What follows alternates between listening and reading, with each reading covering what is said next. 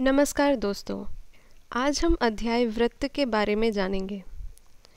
वृत्त पर हम निम्नलिखित तथ्यों पर चर्चा करेंगे। वृत्त और इससे संबंधित पद, वृत्त के भीतर त्रिभुज, वृत्त के भीतर आयत, 3 बिंदुओं से जाने वाला वृत्त, चक्रीय चतुर्भुज, केंद्र से जीवा पर लंब, समान जीवाएं और उनकी केंद्र से दूरियां, जीवा द्वारा एक बिंदु पर अंतरित कोण और इन सब का सारांश। अब हम देखेंगे वृत्त क्या है। एक तल पर उन सभी बिंदुओं का समूह जो तल से एक स्थिर बिंदु से एक स्थिर दूरी पर स्थित हों, वृत्त कहलाता है। अतः वृत्त का क्षेत्रफल है पाई r वर्ग। त्रिज्या क्या है? स्थिर बिंदु को वृत्त का केंद्र और स्थिर दूरी को वृत्त की त्रिज्या कहते हैं।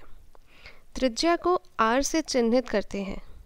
अतः जहाँ AB वृत्त का व्यास है और OC वृत्त की त्रिज्या है। व्यास क्या है? वृत्त के केंद्र से होकर गुजरने वाली जीवा को वृत्त का व्यास कहते हैं। अतः वृत्त का व्यास वृत्त की सबसे बड़ी जीवा होती है। अतः d बराबर 2r। व्यास को d से चिन्हित किया जाता है। परिधि क्या है? संपूर्ण वृत्त की लंबाई को वृत्त की परिधि कहते हैं। अतः वृत्त की परिधि बराबर 2 पाई r है, जहाँ r वृत्त की त्रिज्या होती है और पाई बराबर 3.141 होता है। जीवा क्या है? एक वृत्त पर 2 बिंदुओं को जोड़ने वाली एक सीधी रेखा को जीवा कहते हैं। अतः हम आकृति में देख सकते हैं कि वृत्त पर दोनों रेखाओं के अंत बिंदु वृत्त पर ही हैं। यहाँ AB और CD वृत्त की जीवाएं हैं। अतः एक वृत्त को 3 भागों में विभाजित किया गया है: अभ्यंतर, बहिर्भाग और वृत्त। वृत्त के अंदर के भाग को अभ्यंतर तथा वृत्त के बाहर के भाग को बहिर्भाग कहते हैं, जैसे कि आकृति में दिखाया गया है। वृत्तखंड क्या है? वृत्त की एक जीवा और उसके संगत चाप के मध्य क्षेत्र को वृत्तखंड कहते हैं। वृत्तखंड 2 प्रकार के होते हैं: लघु वृत्तखंड और दीर्घ वृत्तखंड। जैसे कि आकृति में दिखाया गया है, यहाँ वृत्त पर AB एक जीवा है और वृत्त को 2 भागों R और S में विभाजित किया गया है। यहाँ लघु वृत्तखंड को R से और दीर्घ वृत्तखंड को S से दर्शाया गया है। त्रिज्याखंड क्या है? चाप और उसके सिरों से खींची गई त्रिज्याओं के बीच के भाग को त्रिज्याखंड कहते हैं। त्रिज्याखंड 2 प्रकार के होते हैं: लघु त्रिज्याखंड और दीर्घ त्रिज्याखंड। आकृति में दिखाया गया है, यहाँ AOB लघु त्रिज्याखंड है जिसे P से दर्शाया गया है, और शेष भाग दीर्घ त्रिज्याखंड है जिसे Q से दर्शाया गया है। अब हम देखते हैं कि चाप क्या है। 2 बिंदुओं के बीच के वृत्त के भाग को चाप कहते हैं। चाप भी 2 प्रकार के होते हैं: लघु चाप और दीर्घ चाप। जैसे कि आकृति में दिखाया गया है, यहाँ LOM लघु चाप है जिसे A से दर्शाया गया है, और शेष भाग दीर्घ चाप है जिसे B से दर्शाया गया है। वृत्त के भीतर त्रिभुज। हमने एक वृत्त बनाया है जिसमें ABC एक त्रिभुज है। क्योंकि त्रिभुज की तीनों भुजाएं वृत्त पर स्पर्श करती हैं, अतः AB, BC और AC को वृत्त की जीवा भी कह सकते हैं। अब हम वृत्त के भीतर त्रिभुज के बारे में देखेंगे।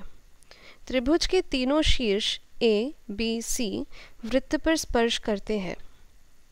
अतः केंद्र O से इनकी दूरियां बराबर हैं, और यहाँ OB, OC और OA वृत्त की त्रिज्याएं हैं। यदि 2 वृत्त की त्रिज्याएं बराबर हैं तो दोनों वृत्त सर्वांगसम होते हैं। वृत्त के भीतर आयत। हम जानते हैं कि किसी भी आयत के आमने सामने की भुजाएं बराबर होती हैं, जैसे कि आकृति में दिखाया गया है। अतः AC बराबर BD और CD बराबर AB, जहाँ CB वृत्त का व्यास है और OC या OB वृत्त की त्रिज्या है। 3 बिंदुओं से जाने वाला वृत्त एक बिंदु से होकर जाने वाले जितने चाहें उतने वृत्त खींच सकते हैं। 2 बिंदुओं से भी हम अनगिनत वृत्त खींच सकते हैं। हम आकृति में देख सकते हैं कि जिस तरह बिंदु A से अनेक वृत्त खींचे जा सकते हैं, इसी तरह बिंदु O और P से भी हम अनगिनत वृत्त खींच सकते हैं। अब हम देखते हैं कि चक्रीय चतुर्भुज क्या है। ऐसा चतुर्भुज जिसके चारों शीर्ष वृत्त की परिधि पर हों चक्रीय चतुर्भुज कहलाता है। एक चक्रीय चतुर्भुज के सम्मुख कोणों का योग 180 डिग्री होता है। अतः चित्रानुसार कोण ABC धन कोण ADC बराबर 180 डिग्री।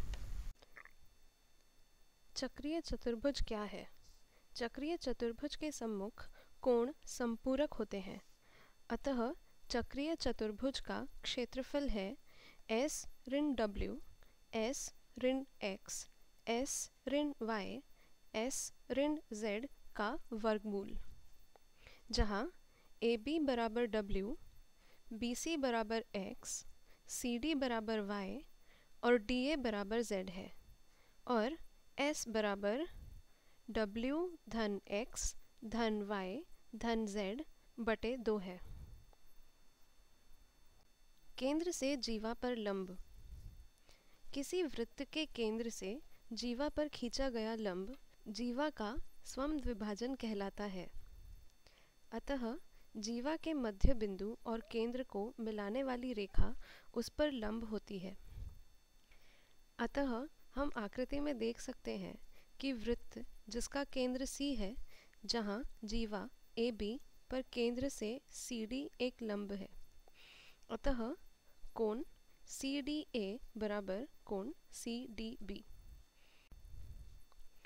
अब हम समान जीवाएं और उनकी केंद्र से दूरियों के बारे में समझेंगे। वृत्त की समान जीवाएं केंद्र से समान दूरी पर होती हैं। अतः केंद्र से समान दूरी वाली जीवाएं समान होती हैं, जैसे कि चित्र में दिखाया गया है। अतः वृत्त जिसका केंद्र S है, जहाँ समान जीवाएं केंद्र से समान दूरी पर हैं। अतः कोण AB बराबर कोण LM, कोण CD बराबर कोण NO और कोण EF बराबर कोण PQ। वृत्त की बराबर जीवाएं केंद्र पर बराबर कोण अंतरित करती हैं। अतः यदि एक वृत्त की जीवाओं द्वारा केंद्र पर अंतरित कोण बराबर है तो वे जीवाएं बराबर होती हैं।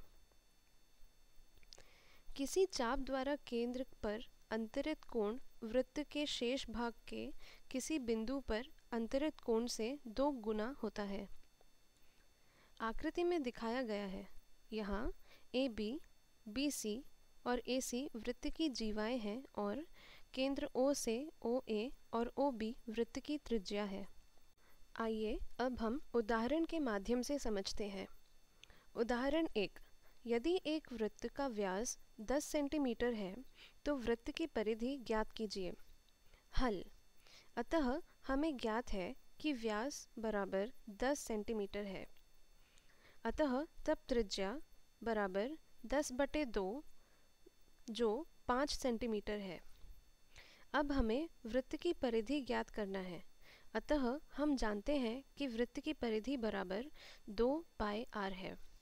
अतः वृत्त की परिधि बराबर 2 गुणा 3.141 गुणा 5 है। अतः वृत्त की परिधि बराबर 31.41 सेंटीमीटर है। उदाहरण 2। उस वृत्त का क्षेत्रफल ज्ञात कीजिए जिसकी परिधि 31.41 सेंटीमीटर है। हल। हमें ज्ञात है परिधि बराबर 31.41 सेंटीमीटर। हम जानते हैं वृत्त का क्षेत्रफल बराबर पाई r वर्ग है। अतः हमें पहले त्रिज्या ज्ञात करना है। अतः वृत्त की परिधि बराबर 2 पाई r। इसका मतलब है 31.41 बराबर 2 गुणा 3.141 गुणा r है। अतः r बराबर 31.41 बटे 6.282 है। इसका मतलब r बराबर 5 सेंटीमीटर है।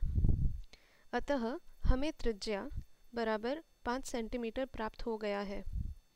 अब हमें वृत्त का क्षेत्रफल ज्ञात करना है। अतः वृत्त का क्षेत्रफल बराबर पाई r वर्ग। इसका मतलब वृत्त का क्षेत्रफल बराबर 3.141 गुणा 5 गुणा 5, मतलब 3.141 गुणा 25 बराबर 78.525 सेंटीमीटर। अतः हमें वृत्त का क्षेत्रफल बराबर 78.525 सेंटीमीटर प्राप्त होता है। सारांश: इस अध्याय में हम मुख्य रूप से वृत्त की सभी अवधारणाओं की व्याख्या कर रहे हैं। अध्याय को समझने के लिए हमने अंत में प्रश्नों का गठन किया है।